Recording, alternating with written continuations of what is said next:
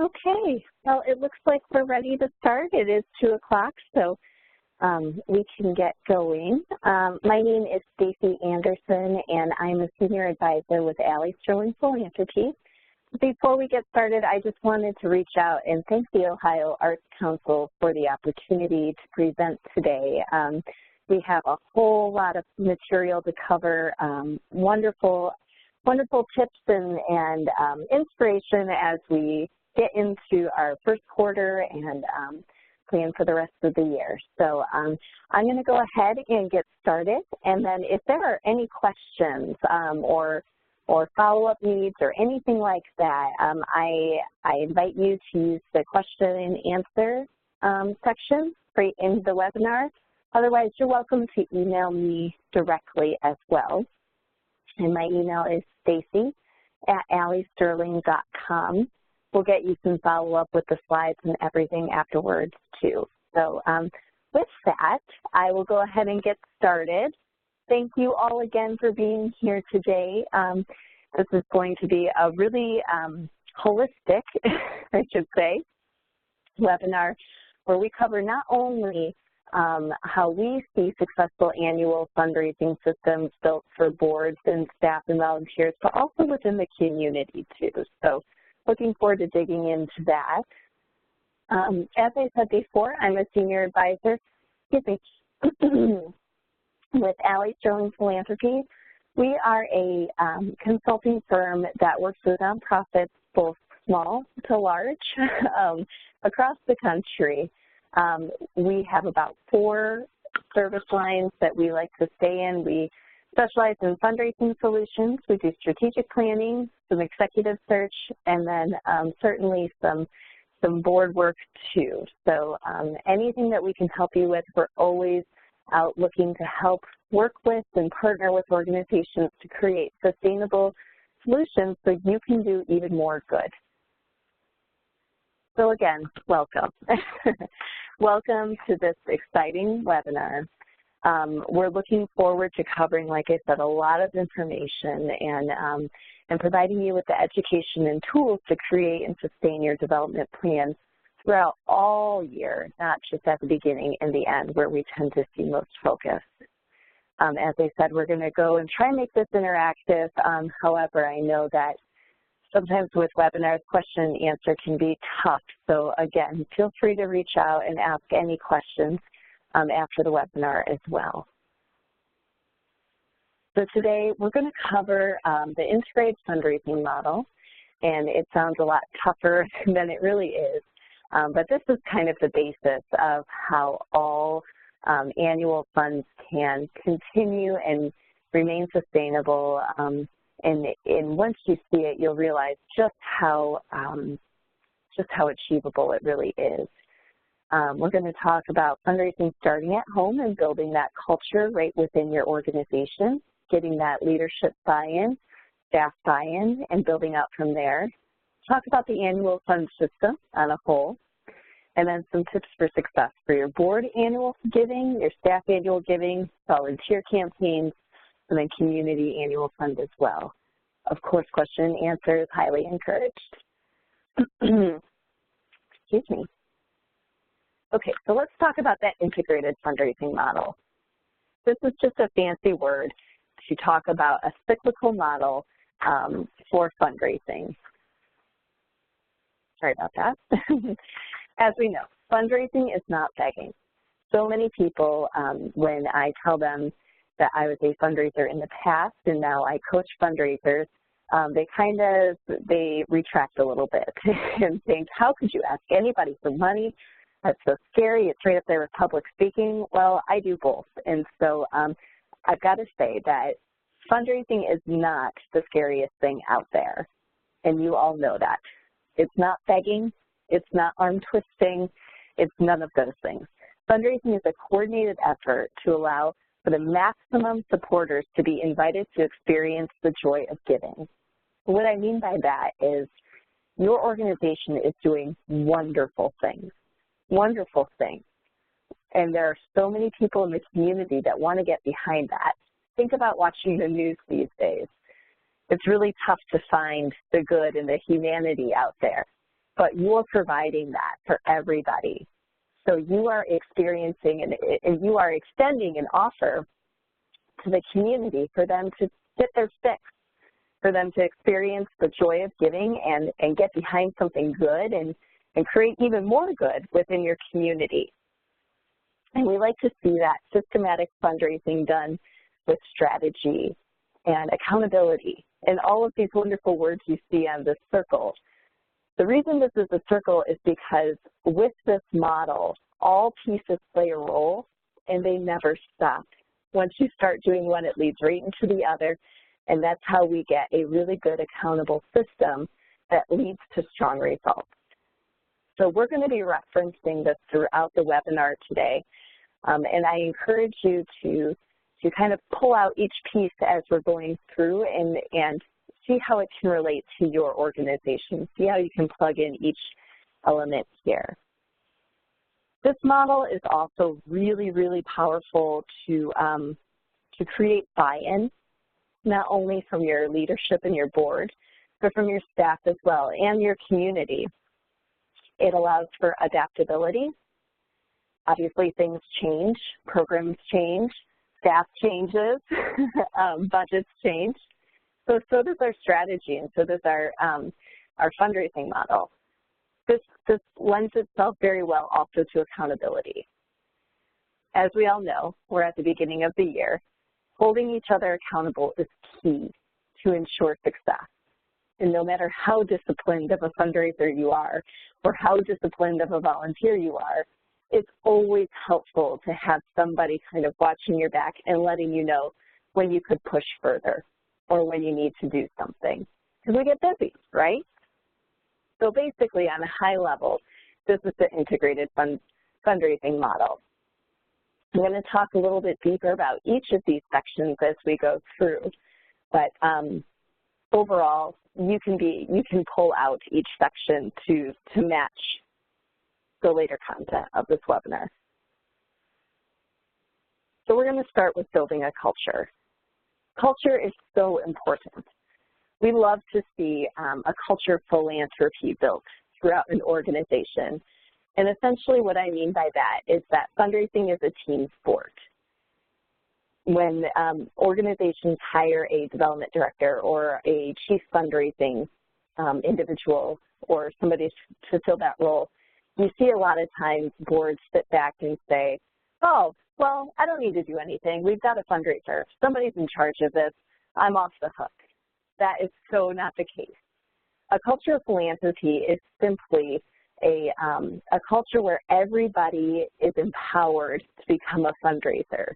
The development director is just there to drive the strategy, make sure things get done, hold everybody accountable, and run the back of the house sort of thing. Of course, you're connecting people in the community and showing how individuals can be engaged with your organization. But building a culture truly means that everybody is responsible for moving the needle forward for your mission. When we talk about this, as I said, we talk about this happening from the front office all the way up to your board chair. We talk about everybody knowing how to tell our donors why they matter, why their gifts matter, why they're being transformational. We love to see a strong case for support here or talking points to help build a culture and include your staff and your board and your volunteers in creating that. We're going to talk a little bit later about how powerful authentic enthusiasm is, but let's give everyone the tools to be a fundraiser for us and help them be strong so they are able to get out there and share their passion and get more people involved with our organization. As I say here, fundraising is a team sport. You must involve as many people as possible. Don't work in silos. Just because you have a development department, if you're lucky enough to have one of those, that does not mean that everybody passes the buck to them or vice versa. Let's do this together. Let's get everybody's stories, everybody's perspectives, so we can share that and create some sustainable fundraising. So as I say many times during this webinar, philanthropy begins at home. You'll see the center of that target, or that bullseye, is your board of directors, spidering out to your staff, key volunteers, your partners, and later the community. We're going to talk about those, how we can capture those individuals in a campaign setting later, but truly each of those individuals or each of these components build a strong culture of philanthropy. I've got our keys to discuss, or our keys to success here. When we talk about rediscovering our passions, we love to see board meetings start with why. Why are you here? Out of all the places that we can be, why are you here? Why does this matter to you? Those answers are so important because sometimes it's really easy to forget the bigger picture. You know, I was working with a group of engineers, and at one point, somebody spoke up and said, you know, my neighbor asked me what I do. And I was so close to just saying, well, you know, I deal with my crabby boss and fill out spreadsheets all day. That's all I do. But I had to take a step back and think about it and say, you know what? I build really strong infrastructure for our community to ensure that you're safe on the road. That's what I do. And he said, I felt really good about explaining what I do and how I help the community. And even though I have bad days here or there, I'm all about the greater good. Rediscovering your passion and using that to drive your vision forward and have that fire in your belly to get through those long days is so, so valuable. Understanding the vision. So working with your staff to understand exactly what the next step is for the organization, whether that's through your strategic plan, whether that's understanding fundraising-wise, what you need to do, whatever that is. Using your passion to then drive that vision helps with fundraising success. And again, builds that culture of philanthropy. We were working with an organization who was building a building at one point, and they needed a roof. And the development director was just kind of sitting in the lunchroom and talking about her day and all the different things that happen and how she's getting frustrated with the capital campaign. And a frontline worker was sitting in the room with her and just asked a question. You know, what do you need? What can help you? What can help us get our new building? What can help us be in a better place? And she just kind of threw out there, oh, we need a roof, thinking, you know, I'm not going to get anything from that. Who knows? Well, it just so happens this frontline worker's brother owned a roofing company, and she had no idea that that is what her organization needed to do even more great work in the community. Sure enough, she connected her brother to the organization. The development director was able to cultivate and grow that relationship with help from this frontline worker, and they had a roof donated to them to help finish their capital campaign. So I guess what I'm saying there is state your needs, state what your vision is, and you never know who knows somebody who can help get you there. Very, very powerful stuff. And then, of course, sharing your authentic enthusiasm.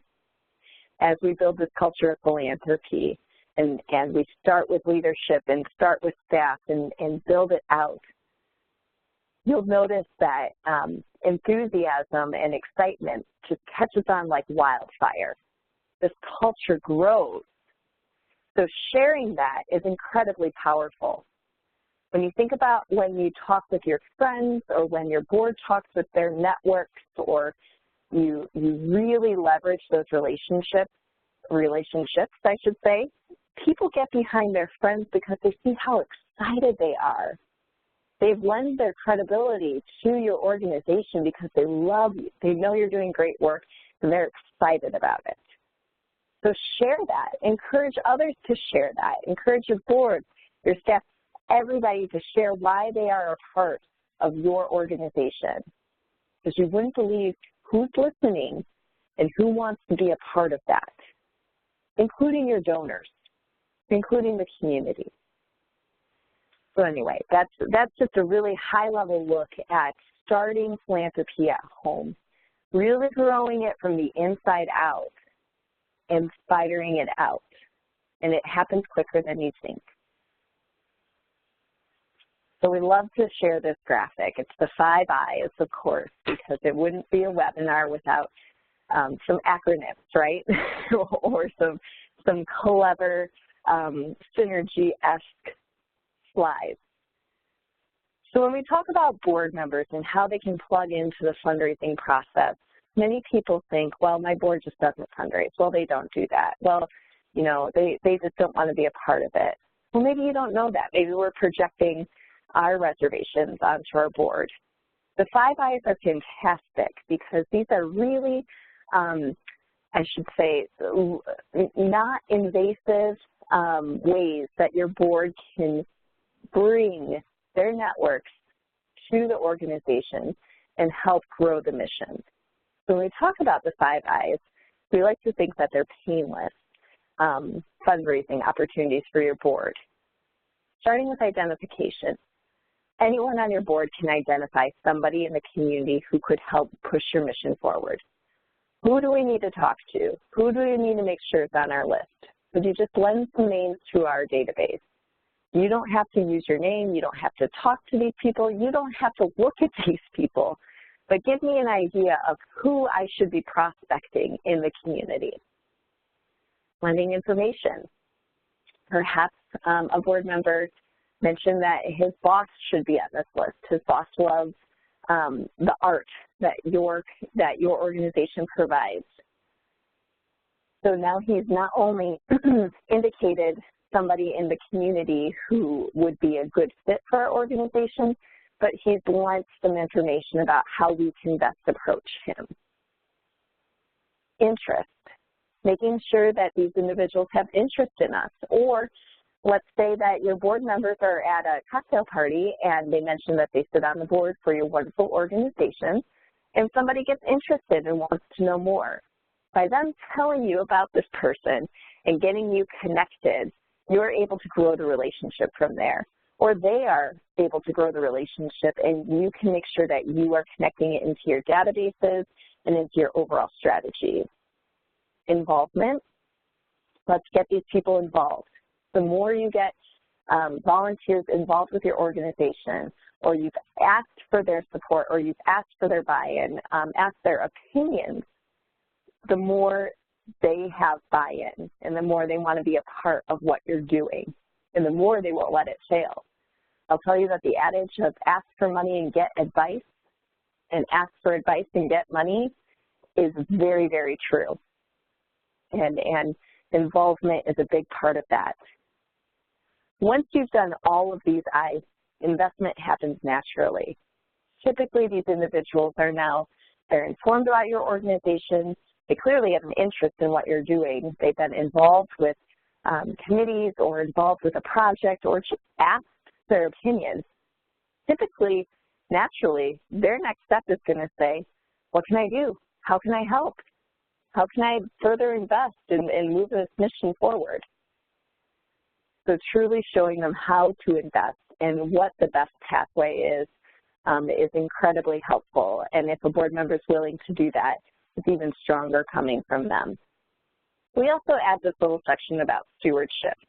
What I mean by that is if a board member can just reach out and make a phone call to say thank you, or write a little note, or do whatever to impact the donor, or to show that they appreciate and they acknowledge a donor's gift towards your mission or investment towards your mission, that is huge.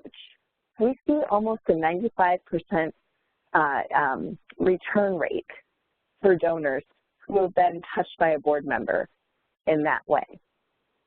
So get your board involved with stewardship.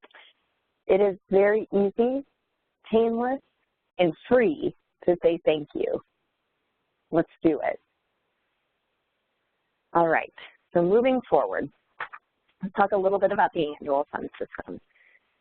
As we think about the slides that we've talked about and visited and the integrated fundraising system and all of those different ways to interact with donors, I want you to think about the annual fund system and pull those pieces out and see how we can best apply them in a really great, in a really great cyclical way, so we can start grabbing some accountability and creating some really nice systems to blend into years and years and years of great fundraising to come.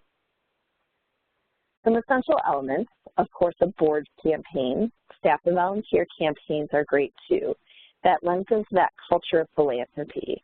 Again, starting with the board, that allows your staff and the community to show that, or to see that your board believes in you and that they want to lead by example. We love to see 100% giving there.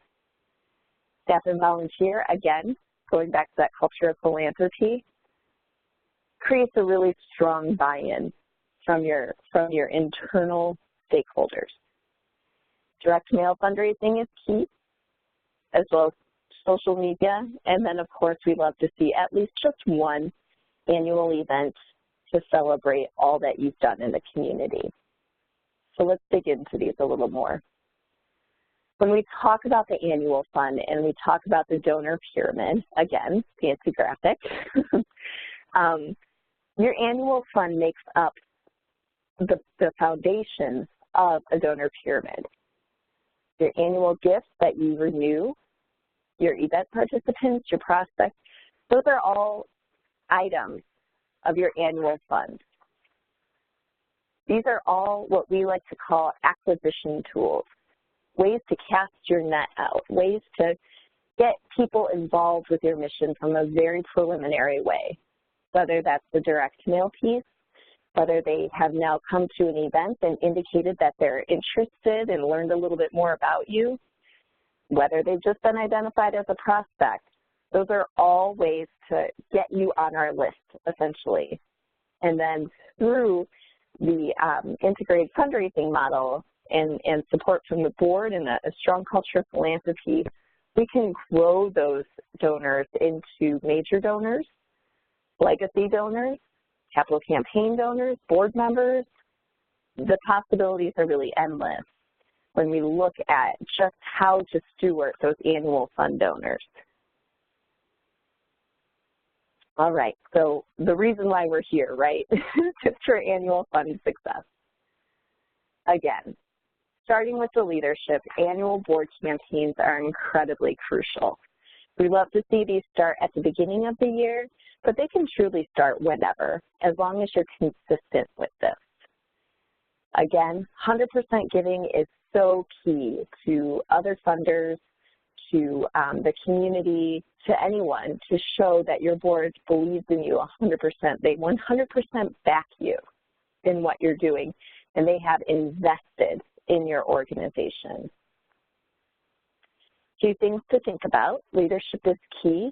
We love to see a peer-to-peer ask. So having your board chair lead the campaign, having your development chair lead the campaign, whatever that may be, that's absolutely crucial. And by leading the campaign, I mean by them making the first gift and then inviting others to give. So it's a little bit different when your board chair is asking you to make a gift because they have, versus the executive director or the development director for the organization saying, I need you to make a gift. The dynamic is just a little bit different. Personalizing this, just because they're board members doesn't mean that they need to lose their face. We want to make sure that we do something that works for them, whether that's monthly giving, whether that's giving towards an event, whatever that is. We want to personalize this with an appeal letter. We want to personalize the way that they can give. We want to make this painless on them, and we want to acknowledge them personally and steward them as a donor, not just a board member. Love timelines. We love to know a start and end date. I'm definitely one of those people who will put a date on my calendar and get it done you know, the week of, usually. I'm certainly not perfect, and I like to think that that standard is true for lots of people out there. So showing a specific timeline so they know when their gift is due, how they can get involved, et cetera, et cetera. Having a comprehensive menu, so showing all the opportunities to give and letting them pick what works for them. Going beyond the thank you letter. Yes, these are donors. Yes, they are board members. But going on to really show them how they have changed your organization.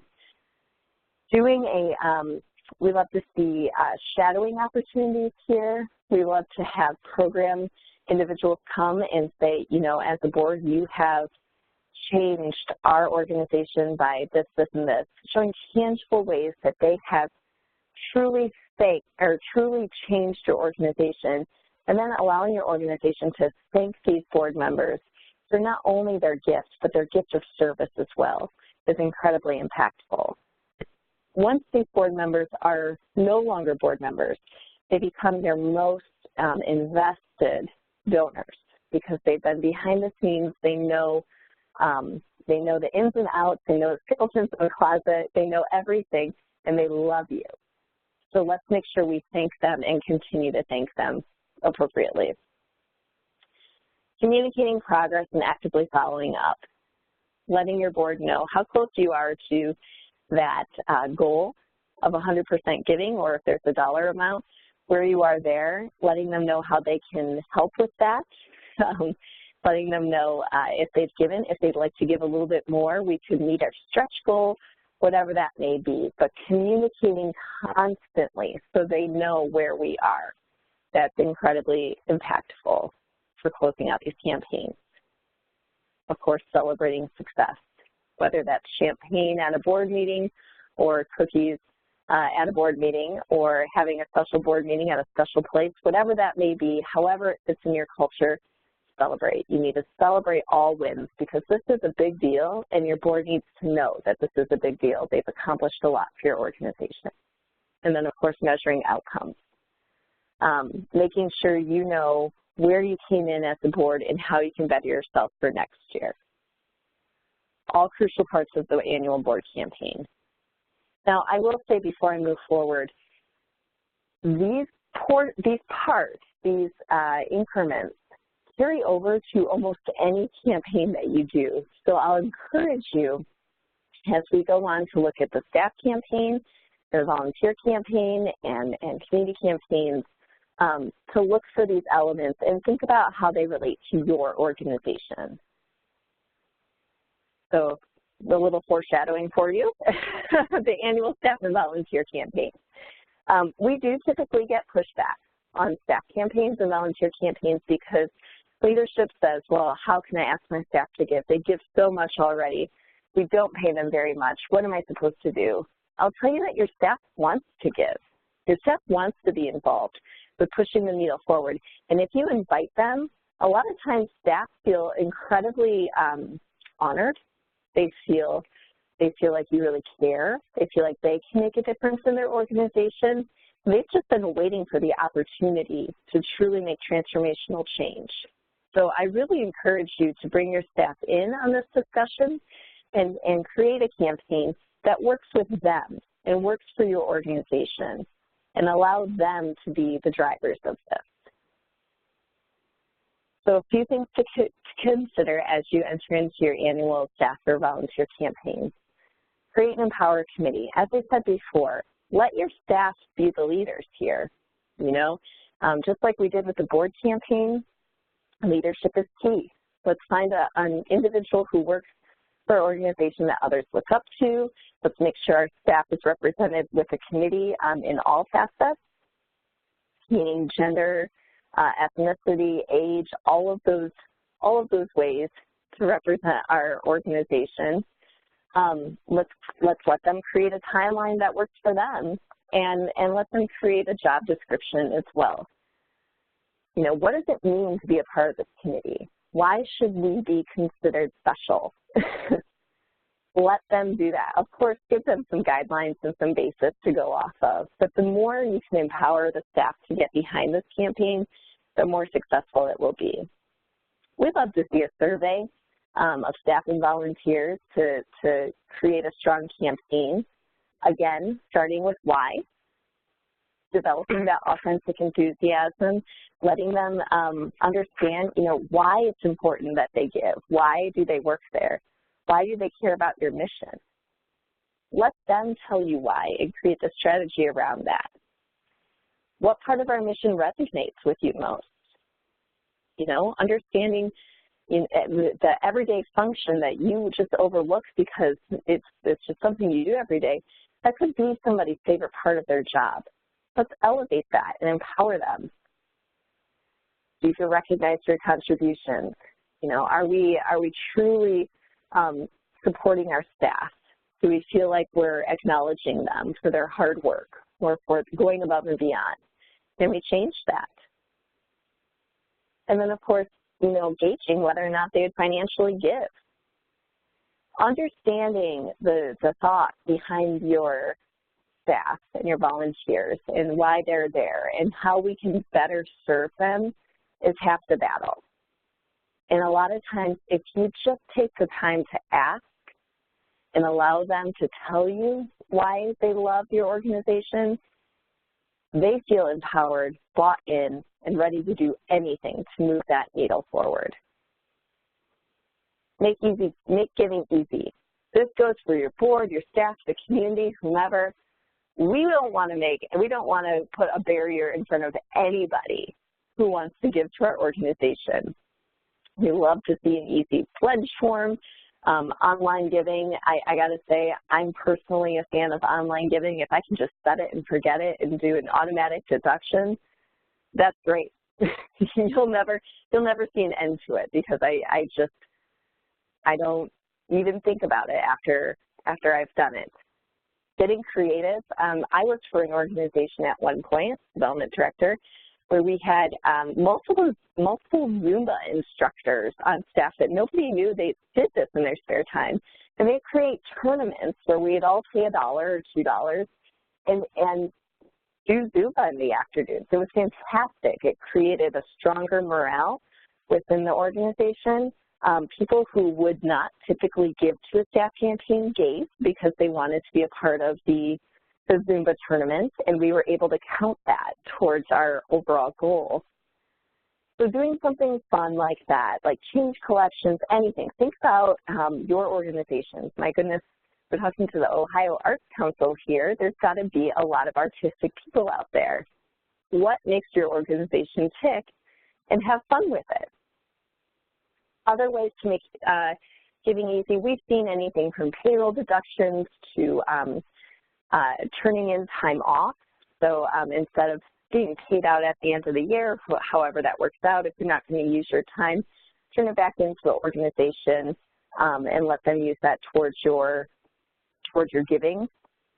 And then reimbursement. Perhaps you eat the cost of your travel, or you don't ask for reimbursement for expenses, things like that. Those are ways to give too.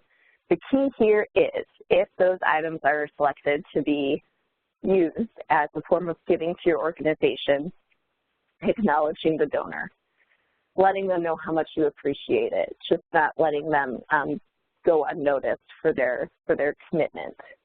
We need to acknowledge them and let them know how special they are. And then again, communicating success. Giving incentives is great, whether that's an extra day off or,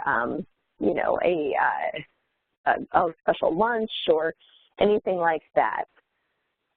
Communicating success and showing the results and celebrating how far you've come as an organization is fantastic. I'm going to show you just a few pictures here of different ways that organizations have celebrated in the past in just a few minutes, but truly making this align with your mission and align with your priorities and culture can go very, very far. And then, of course, a few considerations. Start small. A lot of times we recommend a staff campaign or a volunteer campaign being, 80% giving or 70% giving, 50% giving of your staff. whatever that is, keep it manageable. Have a case for support. Perhaps you can fund a room for your organization. Do something that they care about. You want to make sure timing is considered here. Unlike the board campaign that starts at the beginning of the year, we like to time this to go around United Way campaigns or different campaigns that are going on to make sure that the staff has ample time to give and this doesn't clash with anything else that's going on. As I said before, recognize the donors for who they are and what they've done. Over-recognize. We want to reinforce great behavior. Share successes with the community. That goes a long way. If donors know that your staff and your volunteers give to your organization beyond the work that they do every day, that speaks a lot about your organization. And a lot of times it'll reinforce their giving to be even stronger. And then, of course, measuring outcomes and making sure that we are staying accountable with what we're doing.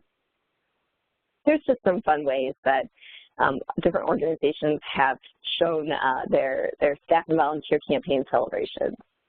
I love the gentleman drawing on the wall. That was with an organization who was going to be tearing down their building to build a new building. So if anybody gave over a certain amount, they were able to draw on the wall, because who's able to do that, right? That's a very fun, special way to do it. So just some ideas. Have fun with it. Be bold. Let your staff and volunteers tell you what's meaningful to them, and then act on that. All right, moving forward.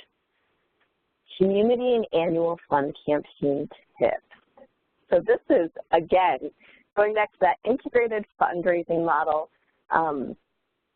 This is how to apply this to our annual fund when going to the community. So we've got our staff involved, we've got our volunteers involved, we've got our board involved. Great culture flowing throughout the organization. Let's invite others to give. Let's invite others to experience this joy and get ahead of our mission. So some items here that we see successful for annual campaigns in general are repetition. Get people in the habit of giving to you, whether it's a special month, whether it's a certain time of year, whatever that may be. Repetition is key. Stewardship and acknowledging and recording gifts. I should really, really bold that last part. Basically, we want to make sure that our friends and family know that we appreciate them. As I said before, saying thank you costs nothing, and it goes so, so far. Acknowledging the individuals and the companies and the community that have gotten you this far is incredibly, incredibly valuable as you move forward. And then recording where those companies, where those individuals, where those gifts are coming in your CRM system, in a spreadsheet, whatever that may be. Recording those gifts is key, because we need to know from year to year what is happening so we can track. We can make sure that those donors are moving up the donor pyramid, or what we can do to ensure that they are at least being acknowledged through the whole process, et cetera, et cetera. We can all be hit by a bus tomorrow, or I had a client say to me at one point, we could all win the lottery and move to Hawaii tomorrow. It's a little less morbid, but we need to make sure that regardless what happens to us, we know exactly what a donor did from year to year. That is carried through to the next person, and we have a strong, healthy, secure record for that individual. So we can then make the magic happen.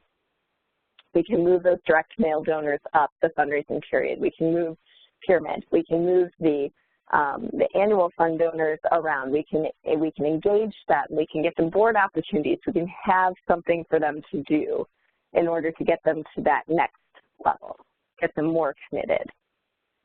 And really all that is acknowledging those donors, stewarding them, and respecting their relationship to know how we can best plug them into our mission.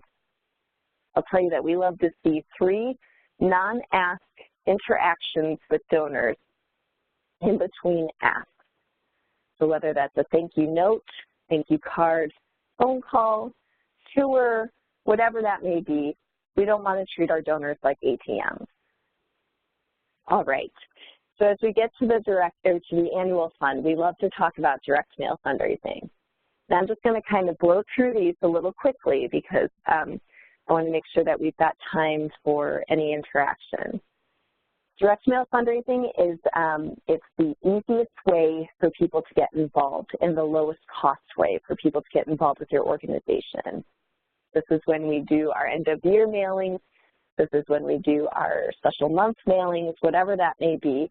It's just a way to tell our story and give people an opportunity to get in on the ground floor. And then as leaders at our organization, we take those individuals and plug them in how they'd like to be plugged in and steward them further. So some tips: have a clear defined timeline and strategy. Know when that mail is going to hit. Know if the mail house isn't going to be able to get your letter out until, November 1st, you need to start working on it in September. Know exactly what parts need to be done and how to deliver them. Of course, a well-written letter is key. Personalize this just like you did with the board campaign. Personalize your letters. The more information that you can customize within your letter, within reason, whatever works for your organization, the better. Don't let your donors feel like numbers. Segment your donor list. You can really try some fun things with the annual fund. See how one segment of your donor list reacts to one ask and see how another one reacts to a different ask. Whatever that may be, segment and track how these donors react. Have an easy, clear return mechanism. Make giving easy. We'd love to see a good giving envelope there. Acknowledge, acknowledge, acknowledge. Again, once you've captured these donors' hearts, let's have our board member, our staff, whomever, make that call just to say thank you. Let them know that we received their donation, we're looking forward to following up with them, and we just can't thank them enough for making true change within our organization. And then tie in your social media for reinforcement. If you're doing an ask about one certain portion of your mission, start maybe dropping some hints via social media. Give a clear call to action on your social media. Allow that to align, and subliminally, your donors will see the connection and realize that there is a strong strategy behind your ask, and it might help them give a little bit more. As we talk a little bit about social media, again, have that strategy, align it with your direct mail or whatever you'd like to do. Time it out appropriately. For your inspirational appeal, including your goal amount, we always see a stronger return when there is a goal stated. So for instance, we need to raise $5,000 by the end of the year. Can you help us do that? Having a peer-to-peer ask. Having one of your constituents reach out via social media, asking their friends to get involved. Help me raise this much. Help me move the needle for our organization. Help me continue the great work that we are doing in the community. Peer-to-peer asks are incredibly valid and incredibly helpful. Build momentum. Tell your story. And this goes for any part of your annual fund. Tell your story. Share your successes. Empower those who are receiving services from you. Empower those who are giving services. Empower the community to tell people why they believe in you. Share that authentic enthusiasm. Be nimble to opportunities. If match opportunities come up, let's find a way to incorporate them into the strategy. And then consistent communication during your timeline. I'm not talking about bombarding people with information or 100 e-blasts a day or whatever that may be. But having some really appropriate, consistent communication will help individuals understand where you are in your goal and how they can plug in. And then, of course, celebrate. I hope you all are seeing how that full circle comes around. Annual fundraising event, like I said, we like to see one a year. Events are wonderful, but events can also be very taxing and time-consuming and expensive. Both for your staff and resource-wise. So the appeal to events that we like to see is that this is an opportunity for you to get on your soapbox and tell the world about why you are the very best at what you do.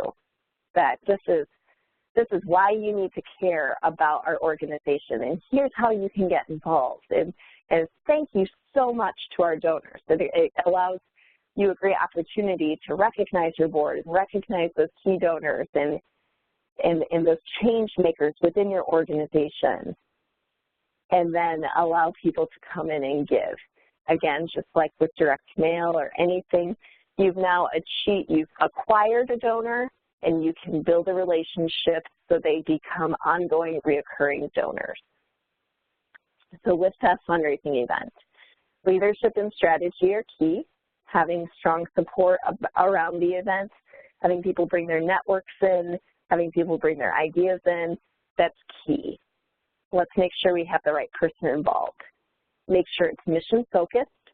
Don't lose yourself in the centerpieces and the invitations. Make sure that your mission is loud and proud and people know why they are there.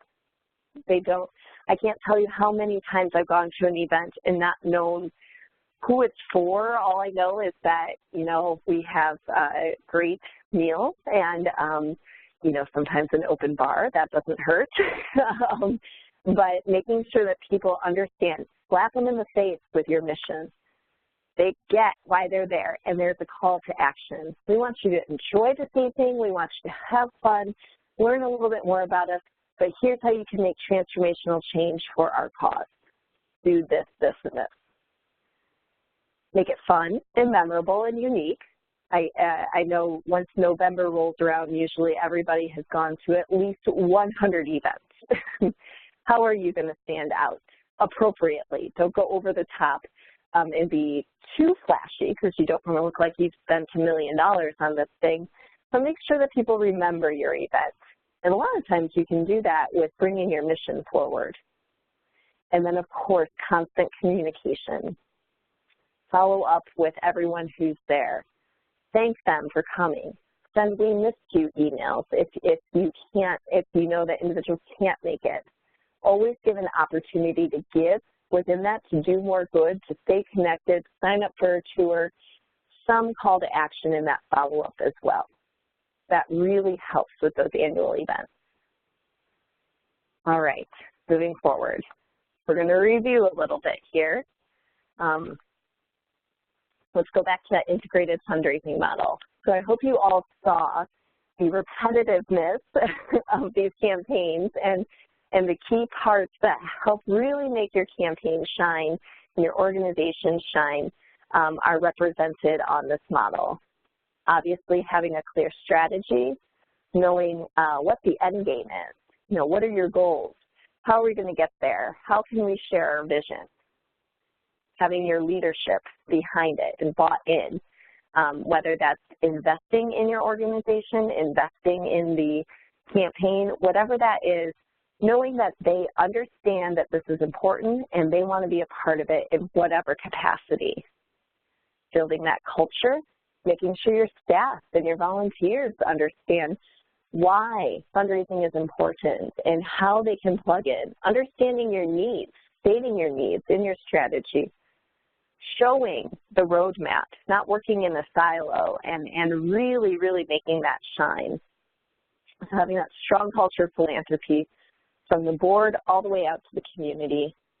Stewardship, making sure that we are thanking our donors, acquiring them through these annual campaigns, but then doing the work to move them up the ladder, getting them involved, getting them invested, getting their buy-in, putting them into this whole crazy circle, stewarding them and letting them know that they have made such an impact with your organization, that they have truly changed something that you're doing, and keeping them on board. And then, of course, accountability. Measuring those metrics, knowing what works, what didn't work, perhaps cutting something if it didn't work, cutting a mailing, cutting a way that we asked, reinventing, whatever that may be. Hold yourself accountable to these metrics. Make sure that we align our strategy correctly in the future to blow them out of the water next year or to try something new. And then, of course, just as I alluded, going back to strategy. If you follow these steps and incorporate this into any kind of fundraising that you do for your organization, you are bound to see success. All right, that is all I've got for you today. I thank you all so much for attending today's webinar and staying, and all of the work that you do within your community. I know that these annual campaigns, oh, thank you, OAC staff. I know these annual campaigns can be long. I know that they can be at times intimidating, but don't let them be. As you can see, we have a very simple process, and all you need to do is stick to that process and make it your own, and you will shine. If you have any questions or would like to stay in touch, we'd love to hear from you. You can visit our website, alliesterling.com, to learn a little bit more about us. Again, my name is Stacey Anderson. You're welcome to reach out to me directly. It's Stacey, and that's with an EY, at alliesterling.com. I'm happy to get you whatever you need. And then lastly, again, we can't share our gratitude enough. We are so thankful to the Ohio Arts Council for allowing us to be a part of today's webinar, and we are so thankful for you for changing the world every day the way that you do. Thank you so, so much. Okay.